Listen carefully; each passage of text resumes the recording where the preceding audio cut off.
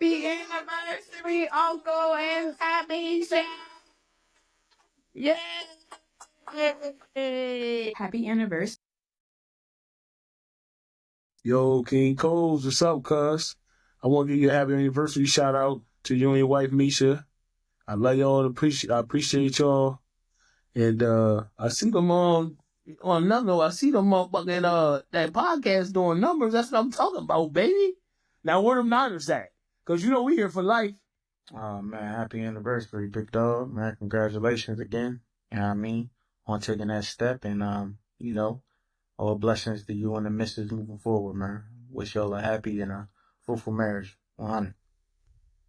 Happy anniversary, my guy. Wish you many more. I know your dad would be proud, my man. And like I said, that's something we share in common, both being juniors, man, and losing our pops. I definitely he'd definitely be proud of you, man. 1 year down, a lifetime to go.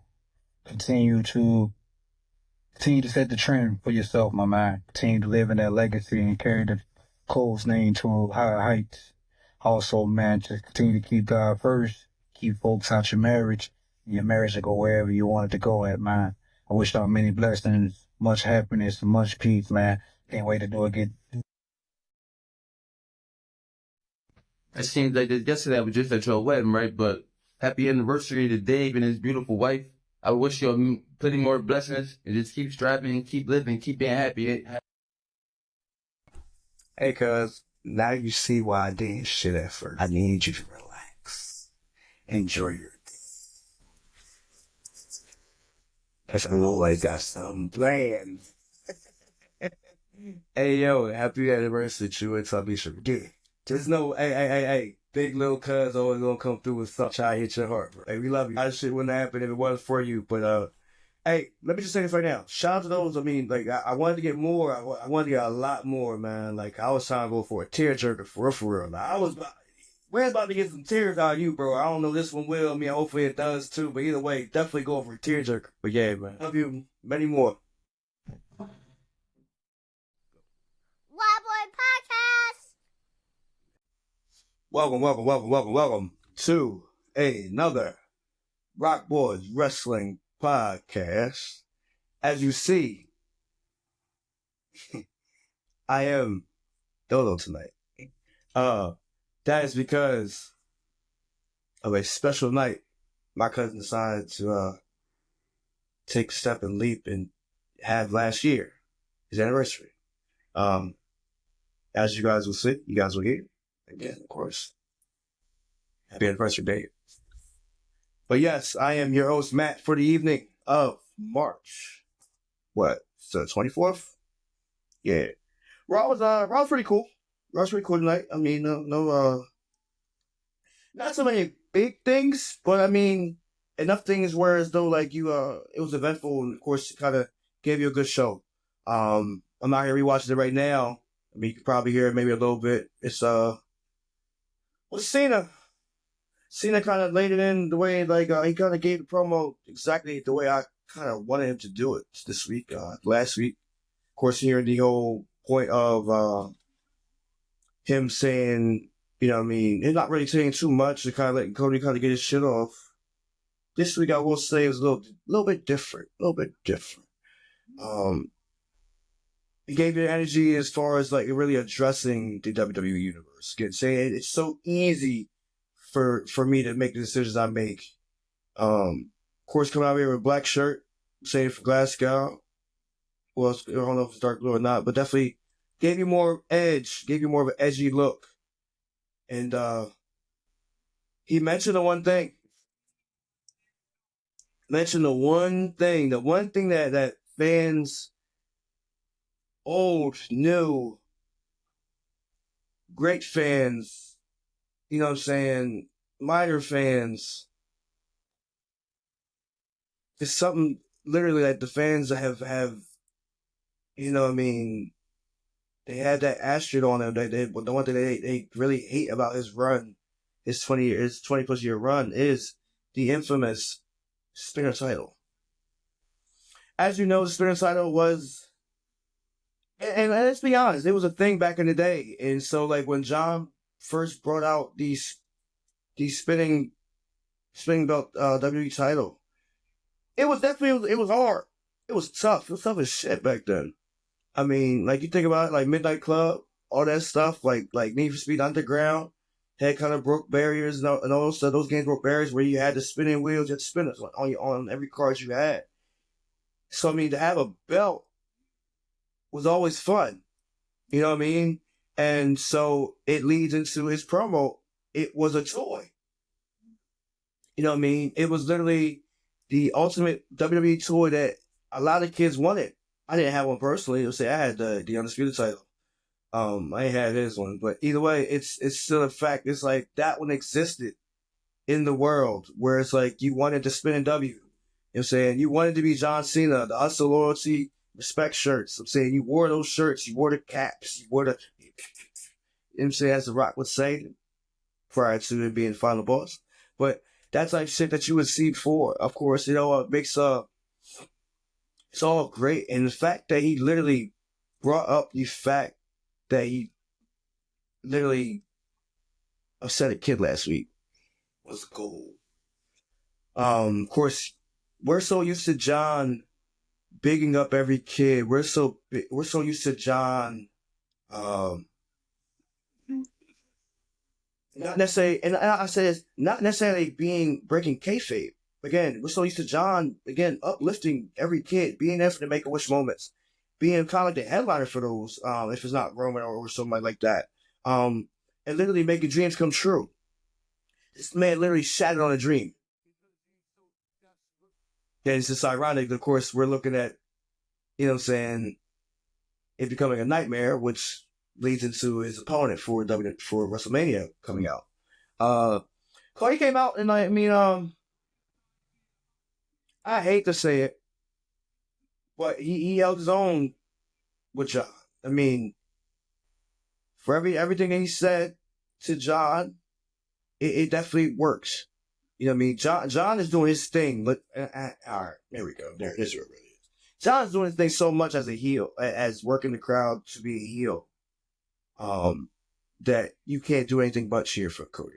I'm saying Cody gets the crowd in his hands because of the fact that John really makes the bed for him. Like out here works the crowd, gets him warmed up the way he should for the hero to come in and save the day. Much like when, I mean, all the times with Cena, I mean, you'll have times when it was like, it'll be like a JBL. You know what I mean? It'll be times it was like a Sheamus, a Randy Orton that would literally get the crowd to boo the shit out of him just for Cena to come out and save the day. And so it's all kind of full circle with stuff. I still wholeheartedly feel like John Cena's gonna win Mania. Granted, it might be true.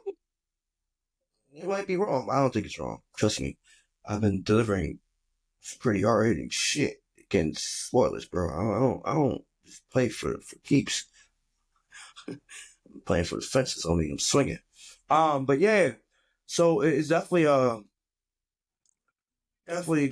vibes. Saying Cody held his own with that one, me even laying the belt down to provoke Cena to come fight him, just for Cena to kind of, you know what I mean, walk out. After he was about to walk back in, got in the ring, walk right back out. Again, what Cena's not doing is giving you what you want. He's not going to give the crowd everything that they want. Why? Because Cena's literally working the crowd. This is what you call working the crowd. And he's doing it well. Again, to the point where he's like saying, in fact, was like, well, only way you guys are really going to get over is by, again, yelling out profanities. The fuck you seen the chance. Don't care about that. But it's fueling his narrative, saying the fact that y'all have literally, like, die and be a hero or live long enough to see yourself become the villain. John Cena's been the villain because, and his whole narrative, his stick is because of the fact that y'all have pushed him out of being the superhero for so long. He wanted to be a superhero for so long, and y'all just pour him down every week. So with that being said, you get this. With that being said, you get the mistreatment. With that being said, you don't get what you want when you want it on your time. Cena's thing is about doing it on his time. He says, my time. And he's literally giving you that. Again, he's literally running it down. Him saying he's going to take the belt, retire with the belt. If that's not an homage to CM Punk when he did it back with Money in the Bank that year, I don't know what it is. Again, a lot of us know what happened then. A lot of us might not necessarily see it, but again, CM Punk's contract was running out that year, probably 2011. Year 2011, between those years. And he literally said, I'm taking the title with me. You know what I mean? And for the fact that a toy belt, a fake belt was created in the absence of the real belt, that's when everything was made. Again, it is all good because, like, yo, if Cena really does that, that's what's going to have to happen. For a lot of purposes, but you get what I'm saying. Cena's doing it very, very well. But my biggest issue, again, with that whole segment, why couldn't this happen on SmackDown? SmackDown is overseas just as much. Cody is SmackDown's headlining champion, not Raw's. And the fact that, I mean, my problem with WWE, this will be on my only really problem, is you guys want Cody to be the face of the company so bad, you know what I mean? But yet, Gunther is literally, he should be in the main ring. And like the reason why, he should be in the ring on Raw on Monday nights, having these promos, these heartfelt promos. And the reason why y'all, like the fans and the masses even on the IWC and that wrestling community, they don't necessarily feel as though it's a great program going with Gunther and Jay is primarily because you keep putting stuff like this on the card that's not supposed to be on. I know SmackDown is full of things. I know it has its own storylines with like Roman and everything like that. But Roman is also jumping shows dealing with Raw as well because he's dealing with 2 Raw superstars. So of course you do that for him. But for Cody to be on this show with John it's taking away from the other it's taking away from the other title. It's outshining that one because you're giving this one such a long segment. You're giving it a plentiful, like the time duration of it is definitely one that you would expect to be for that one. And you know what I mean? That's just what it is. And so speaking of that segment, speaking of the next segment, we're back with Jey Uso, like speaking of him. Of course, I've said it for weeks. I said to Dave maybe a couple times before, or maybe off in text thread. But there was only one answer for Jay's tag team partner. There's only one answer. If you ever said any other answer, you smoking shit. Like, let's be honest, you smoking shit. But to know and realize who is going up against, you know what I mean? It only made right that it's Jimmy. And of course we get Big Jim, you know what I mean, out here for this tag team match. And it was a great feeling. Again, I thought they were going to hit the music. But they probably should have did that to kind of build the suspense. They probably got a bigger pop than what it did. But like you have A-Town Down Under come out first. You know what I'm saying? You have Jay come out, of course, get the crowd rocking with the yeet. And then you hit the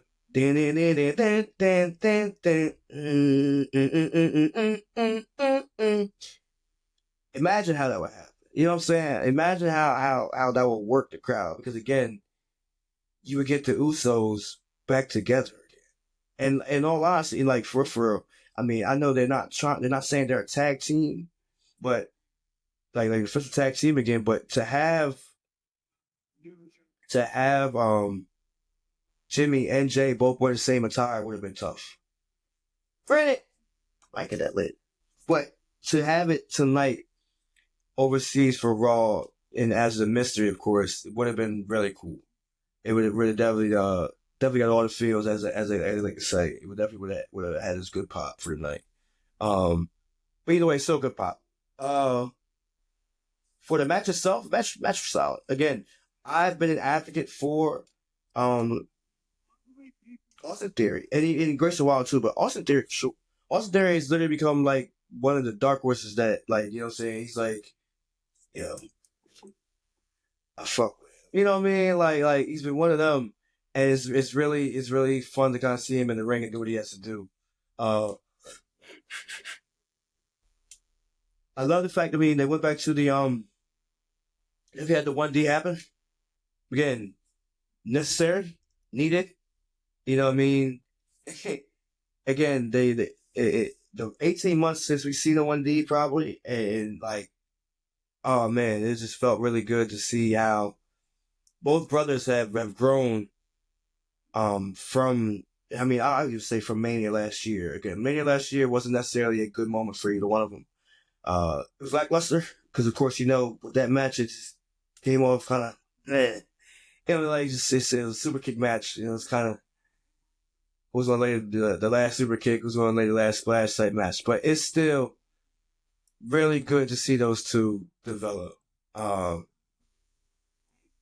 mean, we can just go ahead and go right into their promo afterwards. I mean, well, we all know that Gunther was going to come out the match. We all knew that match. You know what I mean? He was definitely going to try to screw them and get them to lose to H-Town Down Under, which, let's just be honest, like that match would have probably been Ludwig Kaiser and Giovanni Vinci had they still been Imperium. It could have been even been Ilya Dragunov and what's his name, Ludwig Kaiser as a new version of Imperium. It just made me kind of wish Ilya wasn't injured, and you know what I mean. It sucks. It really sucks. But yeah, it's still cool moment. Then it was like, so, you know what I mean, they attack him. But yeah, back to the segment. Get back, that happened a little later on that night.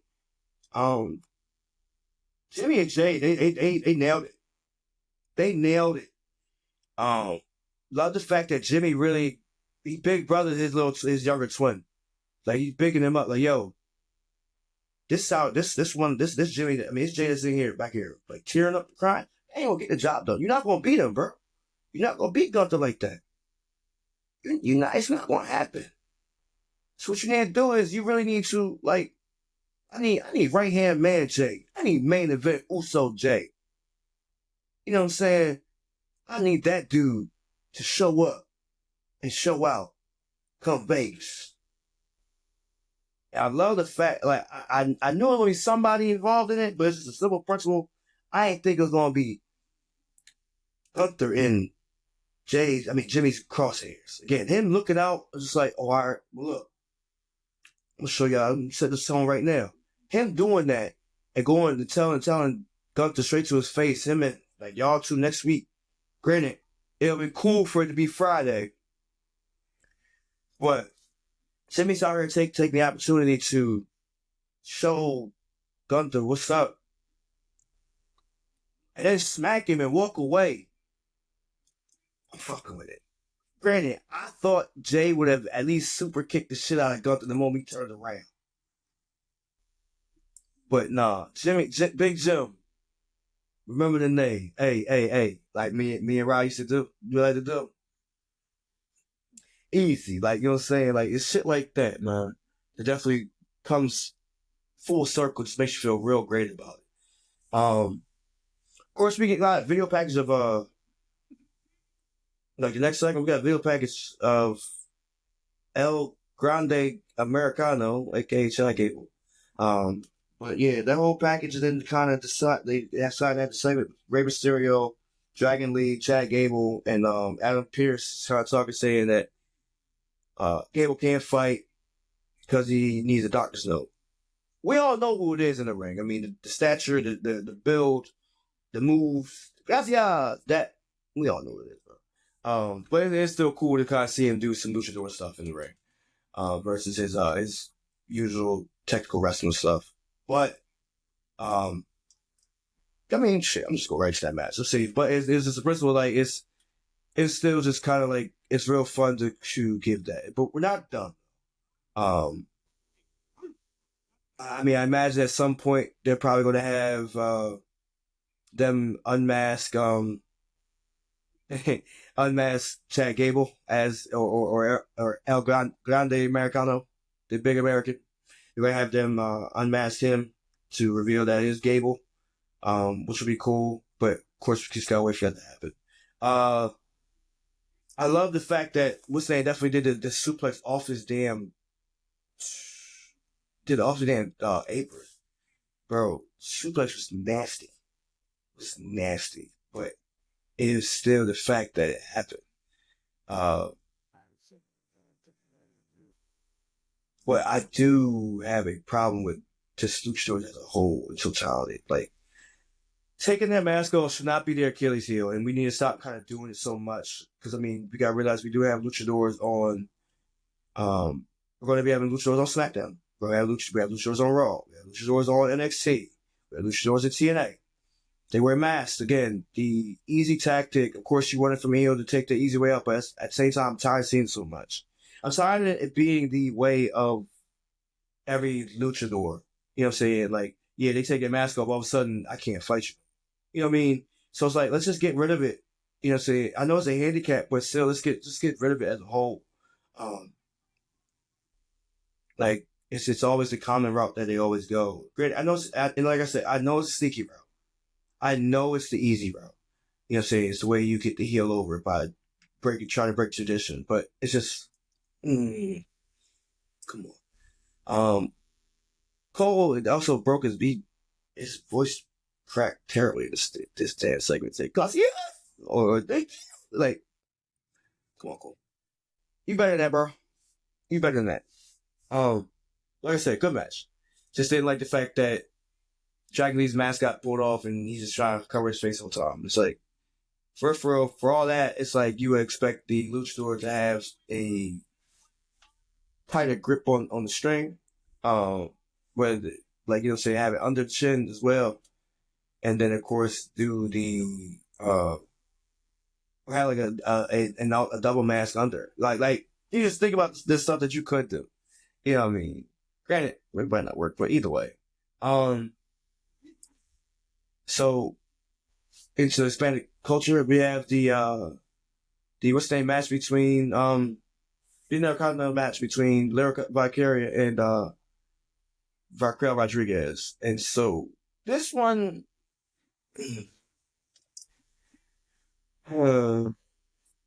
so for all of the notions of multi-man matches and where it could go, where it might go, as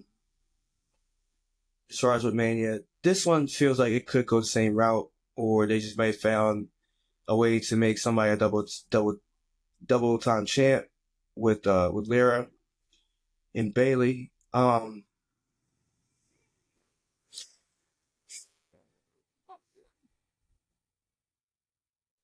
This match didn't really do it for me. You know what I mean? I know they want Lyra to be such a force, and girl, she's good in the ring. I'm not lying to you, but it's like, it's much like the U.S. title. It's like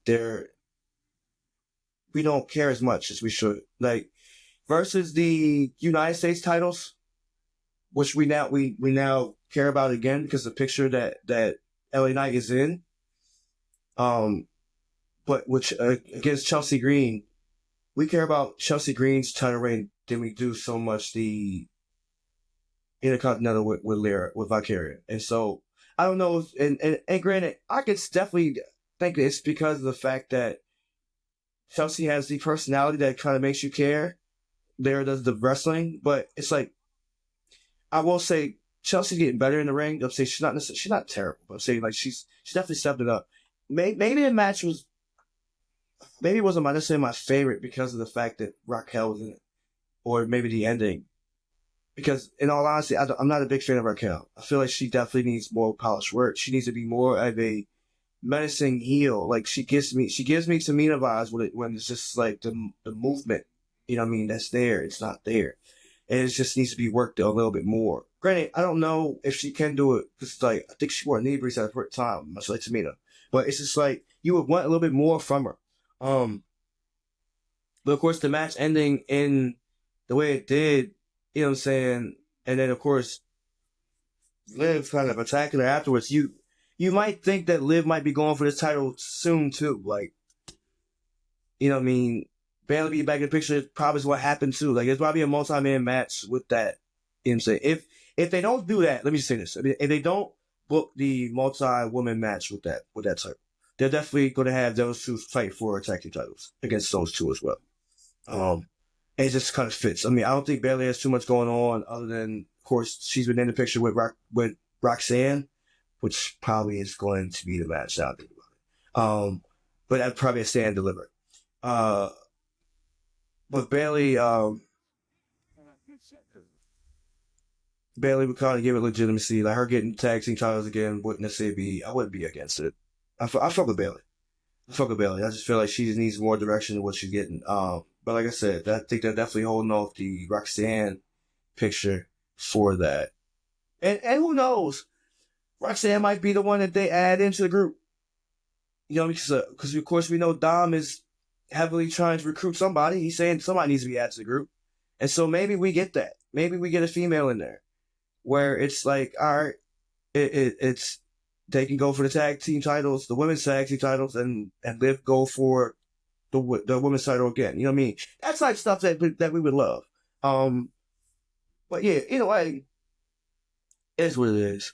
Of course, with the other titles, of course, that's what leads us to our next segment with the ladies of the women's championship, the world championship, the women's world championship. It was a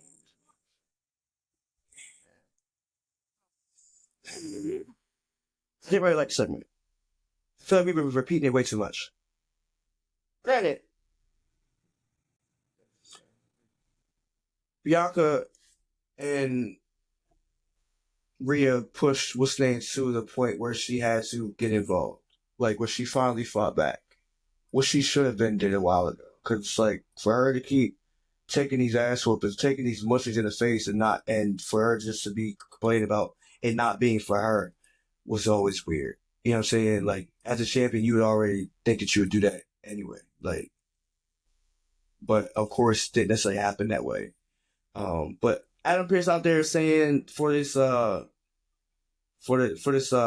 signing that Rhea's not going to be in the championship. She's not going to be in triple threat. Which is cool. You know what I mean?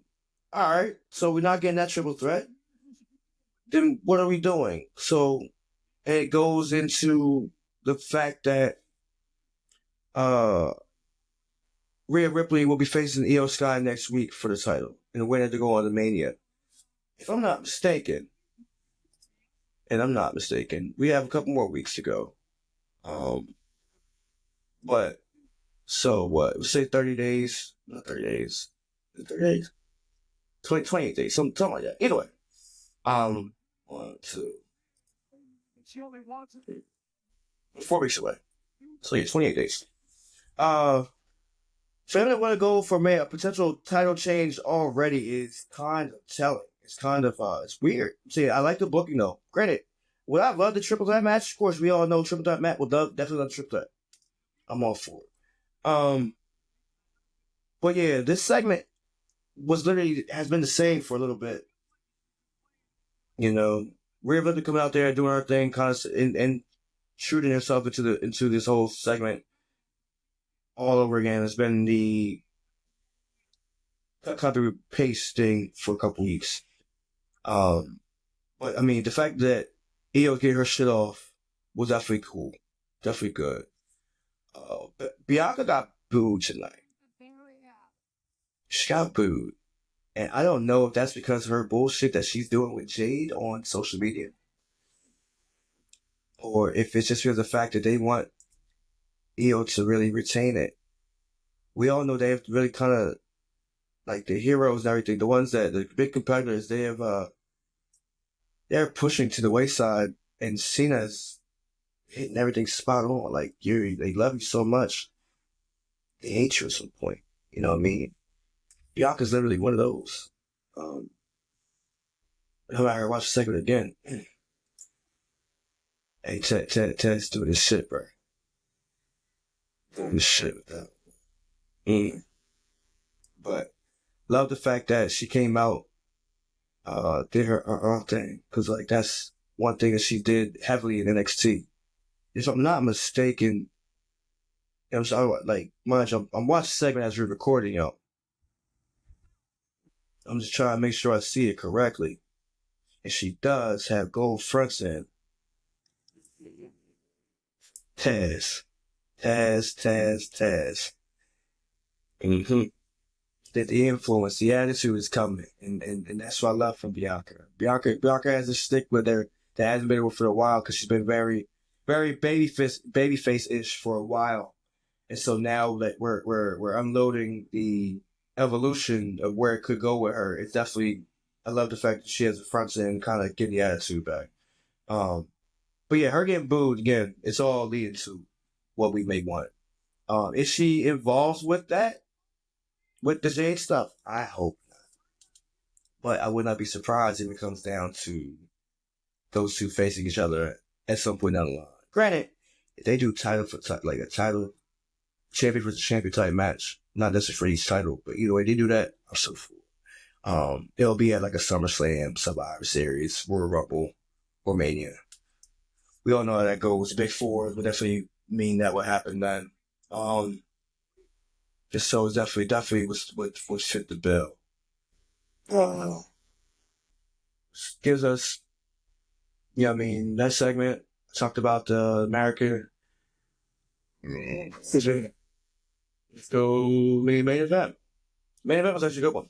I love the fact that, they built them up the way they should have, again, making it feel as though like it's a big deal. Like Ron getting the promo before coming to the ring, it's definitely fun.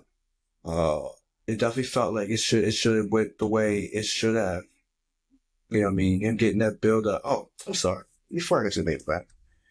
CM Punk could have a decent promo tonight, and he did not get interrupted. Not by Seth, not by not by Roman. Literally interrupted, and it cut to the point. I mean, like him out here, like him having like moments again, and saying that the what's the name, the special counsel. That Paul Heyman says he is with Roman isn't just one for himself. Again, it's his friend. He's calling shot that it could be the favor again, but it's like, I'm here to do what I have to do. I'm going to do what I want to do. And neither one of y'all are going to stop me from doing it. You know what I mean? Like, that is literally, Punk one-on-one, him getting to find the odds going against everybody that didn't necessarily want him to do any good. Like, this triple threat between them, which I call, is going to be a great one. Does it main event that night? It very well could. Let me just say that now. Well, it shouldn't, but with those names being such a heavily holding so much, I would not be surprised if it did. I would not feel bad if it did. Reason being because, in fact, it's caught more steam than the Royal Rumble winner for the women. It's called what it is. Granted, that one's turning up too, but it's at the same time, I would love the fact that Jay starts off the night. I don't care about the night one, night two. Jay's going to start the night off for WrestleMania. He's going to be eating, the crowd's going to eat it all up. And I love that. To have, maybe Paul Heyman's favorite is to make sure that this is the main event for that night. And so therefore the moment is all happening. It all comes to conclusion with these three. Well, which is to end this chapter between Seth and Roman. But either way, you get what I'm saying. But the Intercontinental title match, I liked it, loved it. Wasn't bad at all. Definitely one that just like you just know where it will go. And I feel like Triple H pulled the right card. He pulled the right move by having it end the way it did. Him having it end the disqualification was the smartest way to save it. And maybe if we don't get the multi-man match with the United States title, maybe we don't. Maybe we get it with the Intercontinental title. Reason being, because I for sure wholeheartedly know for a fact that Dominic Mysterio is going to have a shot sooner or later. And it's going to involve squaring up against Finn. You add these two in as well. It's definitely you have a good match right there. You know what I mean? All four superstars get their spot. Granted, you could probably add Ludwig Kaiser too. That's my guy. I fuck with Ludwig, for sure. And I feel as though that you could definitely add him in it, and he gives you another menacing look into it. You can even add a Sheamus into it. I love the look too. I'm not mad. I'm sorry. Like, again, big person on the multi-man match because you never know where it's going to go versus a singles match. You know where it's probably going to go. I love the element of surprise that multi-man matches give. As long as they're not over the top rope or Rumble type bullshit. You know what I mean? Just for nostalgia purposes. Like, I mean, I don't know if you guys remember the Armageddon Hell in a Cell that you could probably play on like older wrestling games where it was 8 man in a damn Hell in a Cell match. Crazy. You know what I mean? Madness. Elimination Chambers, of course, the old ones more so than the newer ones. Madness. Again, the absolute crazy spots you would get dealing with that. I understand now it's like you more want to focus on making sure that everybody gets their spot, everybody gets their just due. You want to play it safe, and have their moments. But yeah, no, I would love it. I would love it. But yes, this match was definitely a good one to have. Judgment Day come out right before that had a commercial, and let's just say this right now. The commercial thing was very weird tonight. Because for all the commercials that we were supposed to have, we didn't have them. They just gave us the time in the top corner and it still played the aired show. You know what I'm saying? The broadcast. And it's just like, all right, no commercials. You know what I mean? I don't know if that was a glitch. I don't know if that was a error, but it definitely felt as though watching a commercial in the main event wasn't necessarily needed. Like, you know what I mean? Maybe it was an hour free. I don't know. Like, I lost track as far as time. Like, I wouldn't even, to be honest, I wouldn't even tell you how long the Tonight Show was. I can't tell you because some of the things, like, I was just watching the program. The program was just good. But yeah, I was just watch Braun hit this fast ass clothesline. And what I am liking with his development is he is starting to kind of give himself these pep talks. He did it on the way to the ring too tonight. Definitely one of those developments you definitely like to see within people. It's not just me just running 50 miles an hour in a ring and just laying you the fuck out. Nah, I'm here. I got voices in my head. They counsel me. They you know what I mean? It's like, but no, to see this shit happen is very cool. I just happen to notice that, like, with the spots, Brown went to the wrong side, you went to go to the other side. I don't care. Yo, I don't care about botches too much anymore right now, man. Wrestling's too fun to really care about.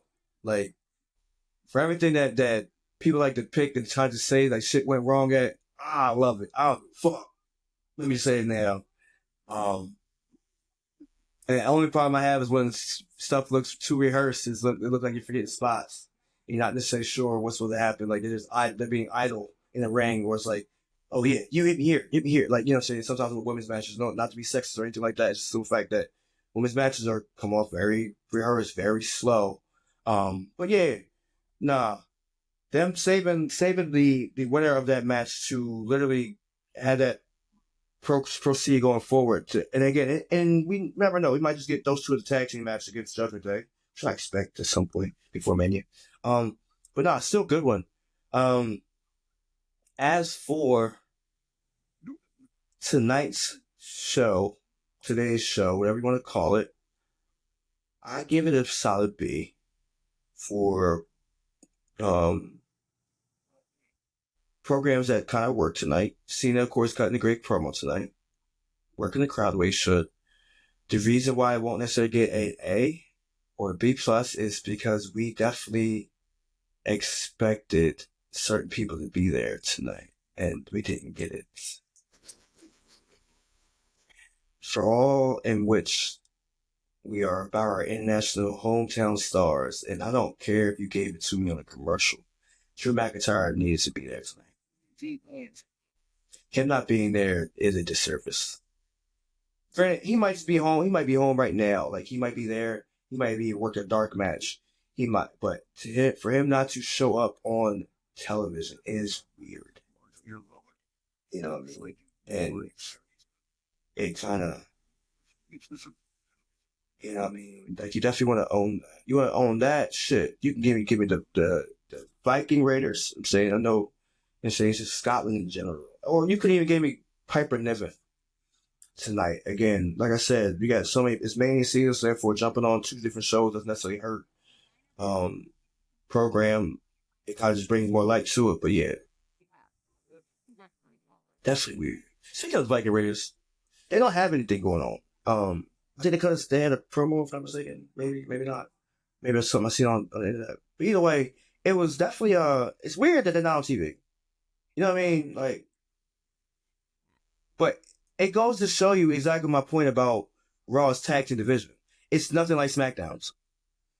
It's nothing like SmackDown's. I feel as though they should have had the Profits come over there with Bianca. You know what I'm saying? And which still happen eventually. It'd just be after Mania because of course we get the draft, and they mentioned that too.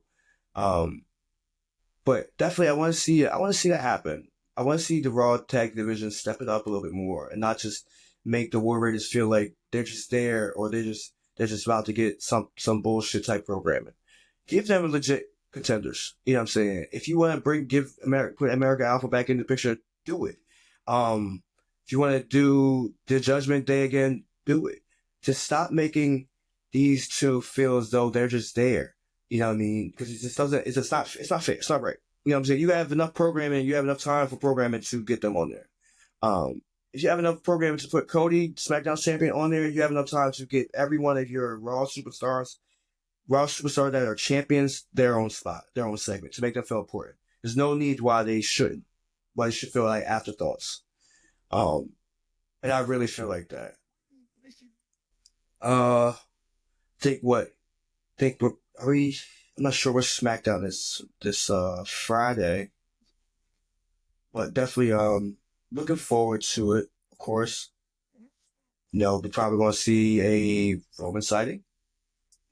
We're probably going to see more Jacob and Solo work. Either way, it's getting something towards this week to expect. But another thing, I didn't watch Evolve this week. Didn't watch LFG, which I'll probably tune into later on tonight. But yeah, that's pretty much what happened there. As we know, Dave is on vacation right now, so shows won't be too long. I'll probably give you good programming for the most part. Kind of go over the basics and stuff. So I can't necessarily debate with too many people because, of course, I don't have nobody here to talk about and debate with. But either way, we're definitely in for a good week. Again, we are on the road to WrestleMania, and we are look forward to the first entry of 2011 this week. I'm not sure what day I'll give it to you, but I definitely started advertising for it because, again, we want to make sure we push our product. J Street has dropped an episode earlier this morning, which will be a good one. I'm saying you guys need to go check it out. Links will be in descriptions as far as the Instagram, as far as the YouTube, of course, on the channel. So make sure that you also subscribe to our YouTube page, follow our Instagram page, our Instagram handles. Mine's be at last name Coles. Make sure that you follow Dave's as well. So again, I'll make sure they're on the link. Numbers Over Nonsense is coming soon. Again, for all you big sports fans that want to hear it, the one that are ready for sports talk, ready to talk about everything free agency, understand the fact that we have the draft coming up this time next month. And Numbers Over Nonsense will be back on the road. As far as Cole's relationship, of course, like I said, they are on their anniversary. So of course the the main ones on that show, Tamisha and Dave, we love you. We always want you to celebrate your moments and celebrate your days. This is your day. Celebrate it well. Just don't do anything I wouldn't do. Of course, what is that? Because I already have a kid. And so it's like stuff like that, you know what I mean? Just have fun. But yeah, definitely everybody stay tuned. Make sure that you pay attention to the product that's coming out. Make sure that you listen to our show that we have going on. This is the ROC Boys Wrestling Pod. Now, I'm gonna holler at y'all. See y'all Friday.